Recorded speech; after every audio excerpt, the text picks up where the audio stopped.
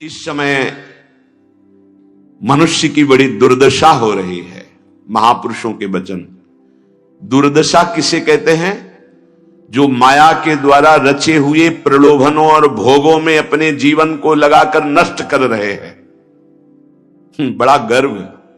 सर्दी का समय है और एक चैन पड़ी है सोने की, तो यहां तक की बटन खुली है, क्योंकि उसे खोल के दिखाना है कि हम सोने की चैन पहने हैं।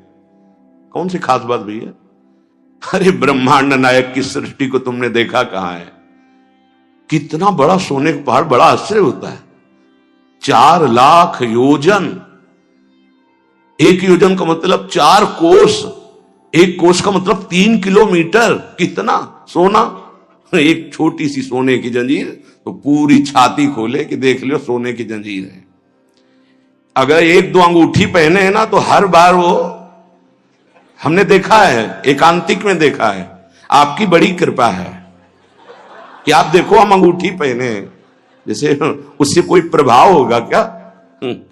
कुछ नहीं प्रभाव। यहां तो कुछ कह रहे हैं, बड़ी दुर्दशा है मनुष्य जाति की इस समय। क्या? माया रचित भोगों में, माया रचित प्रलोभनों में, माया रचित पदार्थों में भोग बुद्धि, अहम बुद्धि हो गई है। ये भोग विलासता नष्ट करने के लिए तुम्हें मनुष्य शरीर मिला था। तुम अंदर ही अंदर खोखले होकर अपना नाश कर रहे हो। बहुत दया लगती है जब ऐसे, तो लगता है आपको भगवान की कृपा से जो अमूल्य श्वासें मिली, जहां आप इन श्वासों का नाम जप कर दिव्य पद प्राप्त कर सके, वहां तुम ऐसे किस काम के? गांव में पहले बैंक के लॉकर तो थे नहीं, तो दीवालों में सोना गाड़ देते थे। मर गए और जब दूसरों ने जमीन खरीदी और मकान बनाया तो करोड़पति बन गए। क्या जीवन रहा? पूरे जीवन कंजूसी करके, जोड़ करके दीवाल में गाड़ के मर गए, या बैंक में जमा करके मर गए। थोड़ा होश में, तुम्हारे पास क्या है जो तुम लेके जा रहे हो? जरा देखो क्या है। अगर नाम जप नहीं है, धर्म नहीं है, भगवत आराधना नहीं, तो खोखले हो। तुम्हारे पास क्या है?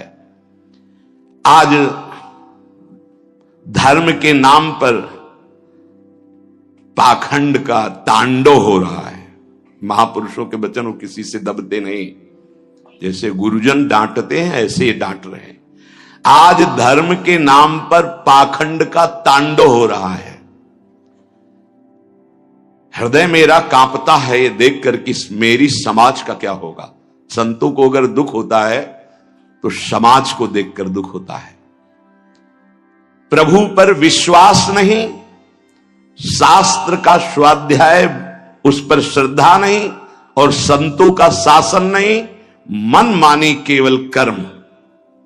सर्वतंत्र स्वतंत्र भगवान की आज्ञा का उल्लंघन करते हुए मन मानी आचरण, दूसरों के उन्नति के मार्ग में भारी रोड़ा पैदा करने वाले ये पाखंड, दंभ, स्वयं गिरते हैं और जो इनके चक्कर में पड़ जाए उनका भी नाश कर देते हैं। आप गए और औरों घालहीं, जो कहूं सतमार्ग प्रतिपालहीं। ये दंभपूर्ण राक्षसी वृत्ति का विकास होता चला जा रहा है। ऊपर से बड़े सौम्य, शांत, चिकने, स्वच्छ दिखाई देंगे, अंदर बड़ा गंदगी भरी है। विषयाशक्ति और विषय भोगों की कामना, मान प्रतिष्ठा धन, इसकी चाह, बातें ज्ञान की, क्रियाएं अज्ञान की, बातें परम पद की, आचरण नरक जाने की। बड़ा दुख हो रहा है, ऐसा महापुरुष जन कह रहे हैं। बाहरी सभ्यता बहुत जोर की, आंतरिक सभ्यता का नाश हो चुका है। बाहरी सुंदरता बड़ी जोर की, रंग लेके गालों में लगाते हैं।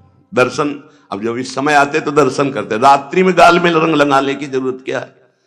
संत दर्शन के लिए आए हो तो तुम्हें यहां गाल में, तुम्हारे लाल गाल कौन देखेगा? अरे यहां लाडली लाल के गाल देखने वाले भाई, ये जो नगर है वृंदावन प्रेम नगरी है, यहां लाडली लाल के कपोल देखने वाले हैं। जहां से गौर कांति प्रकट हो रही, श्याम कांति प्रकट हो रही है, जो बड़े बड़े ब्रह्मबोध संपन्न महापुरुषों के चित्त का अपहरण करके बलात् अपने अधीन कर लिया। कृष्णात् परम किमपि तत्त्वम् अहम् न जाने। आप संयम से भगवत आराधना कीजिए, आपकी दृष्टि सुंदर होगी। चेहरा तो मांस खाने वालों का भी चमकता है, चेहरे की चमक साधना नहीं होती। साधना की चमक दृष्टि होती। तुम्हारी दृष्टि कैसी है? तुम्हारे नेत्र बताते हैं कि तुम्हारी स्थिति कहां है। साधु चमड़ा देख के नहीं पहचानता है, साधु दृष्टि देख के पहचानता है। आज हमारी सुंदरता बढ़ रही, लेकिन हृदय असुंदर हो रहा है। दंभ, व्यभिचार, मिथ्याभिमान, हिंसा, दुर्गुण, दुराचार, इनकी उन्नति होती जा रही है। आध्यात्मिक गुरुजनों के वचन, शास्त्र वचन, इनकी हत्या हो रही है। न गुरुजनों के वचन, न शास्त्र के वचन, इनका नाश किया जा रहा है, माना नहीं जा रहा। धन्य भाग है जो मान रहे हैं। सर्वव्यापी, सर्वप्रिय, सर्वमय, सर्वानंदमय प्रभु ने तुम्हें मानव देह भारत भूमि में खास करके इसलिए दी है कि तुम अपने दुखों को मिटाकर परम सुख में स्थित हो जाओ। उसके लिए एक सीमाएं रखी गई हैं धर्म की। भोगों को सीमा में बांध दिया गया है। अगर उन सीमा के अंतर्गत धर्मयुक्त भोगों का भोग भोगते हुए, नाम जप करते हुए अपने जीवन को व्यतीत करोगे तो तुम्हारे सारे पाप नष्ट हो जाएंगे। तुम्हें अन्य अलग कुछ नहीं अनुष्ठान करना पड़ेगा। नाम जप मात्र से तुम्हें एक महान आनंद के भोक्ता बन जाओगे। तुम समस्त बंधनों से मुक्त हो जाओगे। ज्यादा कठिन नहीं, बस धर्मयुक्त सीमा में रहकर नाम जप करना है। पर आजकल पता ही नहीं कि धर्म किसे कहते हैं। कोई बिरला ही महापुरुष जानता है। नहीं तो धर्म के नाम पर केवल वासनाओं की पूर्ति का खेल खेला जाता है। ये महापुरुषों के वचन है, जरूर सुनने चाहिए। कड़वे हैं पर बहुत औषधि का काम करेंगे। महापुरुष ये नहीं सोचते कि सामने वाले को बुरा लगेगा। हम चाहते कि बुरा लगे और तुम अच्छे बनो, बुरा लगे तुम गंदी बातों को छोड़ो। आज धर्म के नाम पर अपनी वासनाओं की पूर्ति का ढोंग किया जाता है, दंभ किया जाता है। कुछ बिरले ऐसे महापुरुष जन हैं जो धर्म को जानते हो, धर्म पर चलते, धर्म के लिए प्राण बलिदान किया जाता है। उस प्रभु को तुम धोखा देना चाहते हो जो तुम्हारे अंदर बैठा है, जो सर्वज्ञ है, सर्वांतर्यामी है। कौन देखता है यहां? अरे क्या वो देख रहा है जो निर्णायक है। उसको किसी वकील या गवाह की जरूरत नहीं है। वो तुम्हारे अंदर बैठा देख रहा है। जहां तुम संकल्प कर रहे हो वहीं वो देख रहा है। जो गुरु से डरता है, भगवान से डरता है, वो माया से निर्भय हो जाता है। जो गुरु से नहीं डरता, माया उसे बरबस बलात् ऐसे आचरण कराती कि रात दिन डरना पड़ता है और दुर्गति प्राप्त होती है। भगवान का नाम बहुत दिव्य है। अभी तक जो गलती हुई उसका सुधार करने के लिए आपको अवसर दिया है। ये जो सत्संग मिल रहा है कृपा पात्रों को मिल रहा है, जिनके कानों में सत्संग पहुंच रहा है और उनको विश्वास है कि इस हमारा कल्याण करने के लिए भगवान ने हमारे कानों तक ये सत्संग पहुंचाया है। अब लो नशानी अब ना नशई हूं। अब तक जो गलती हुई अब नहीं करेंगे। भगवान नाम को भूल करके, धर्म की अवहेलना करके कोई भी हो उसका सर्वनाश, पतन निश्चित है। सर्वनाश का तात्पर्य होता है ये जो तुम्हारी श्वासें मिली, तुम्हें बुद्धि मिली, दोनों खत्म हो जाएंगी। ज्यादा अपराध बन जाएगा, काल मृत्यु हो जाएगी। ये श्वासें बहुत कीमती है। देखो अभी अवसर मिला है तो तुम्हें माया समझने नहीं दे रही। जहां ये शरीर छूटा फिर तुम्हारे बस की कोई बात नहीं बनेगी। तुमको जबरदस्ती अवश्य में भोक्तव्यम कृतम कर्म शुभाशुभम, दंड भोग। जब जेल मिल जाती है ना तब तुम्हारी कुछ नहीं चलेगी। जो वहां का सिद्धांत है उसके अनुसार चलोगे, नहीं तो और दंड पे दंड भोगना पड़ेगा। फिर 83,99,999 योनियां, इनमें कौन सी योनि है जिसमें सुख मिल पावे? केवल क्लेश ही क्लेश। अपनी बात नहीं कह सकते, अपनी रक्षा नहीं कर सकते, अपने कल्याण के लिए कुछ सोच नहीं सकते किसी भी योनि में, चाहे देवता क्यों न बने हो। देवता भी भोग योनि है, कर्म योनि नहीं। केवल मनुष्य कर्म योनि है, भारत भूमि। इसलिए परम साधन, परम साध्य श्री भगवान का नाम है।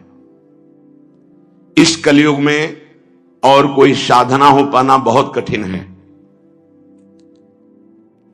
जो साधन के सूत्र बताए गए हैं उन पे स्थित हो पाना, जैसे अष्टांग योग, अब 3 घंटे बिना हिले डुले पद्मासन सिद्धासन में बैठते हैं, आज भी हैं, पर बहुत कम। मंत्रों को सिद्ध कर लेना आज मजाक माना जाता है कि ऐसा कैसे हो सकता है, मंत्रों से भगवान प्रतिष्ठित हो जाएंगे। अरे भगवान का अवतार हो गया। राम जी की प्राण प्रतिष्ठा में तुम्हें ऐसा लगता है कि कैसे ऐसे हो सकता है, तो राम जी जब प्रकट हुए तो मंत्रों से ही हुए। एक ब्रह्म ऋषि का नाम श्रृंगी ऋषि, उनको बुलाया गया, मंत्रानुष्ठान करके पुत्रेष्टि यज्ञ की और मंत्र से अभिषिक्त उस खीर को पवाया गया, महाराज दशरथ जी को दिया गया। उन्होंने अपनी 3 रानियों को विभाजित किया। श्री कौशल्या जी से परब्रह्म परमात्मा स्वरूप भगवान राम प्रकट हुए, सुमित्रा जी से लक्ष्मण और शत्रुघ्न प्रकट हुए, कैकेयी माता से महान प्रेम मूर्ति भरत जी प्रकट हुए।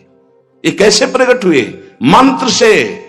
पुत्रेष्टि यज्ञ श्रृंगी ऋषि ने करवाई, वशिष्ठ जी साक्षी, दशरथ जी यजमान, भगवान का अवतार हो गया। तो भगवान के लिए प्राण प्रतिष्ठा में भगवान पधारे, कोई आश्चर्य की बात? अरे भगवान का अवतार मंत्र से हो गया, आज भी हो रहा है मंत्र से अवतार।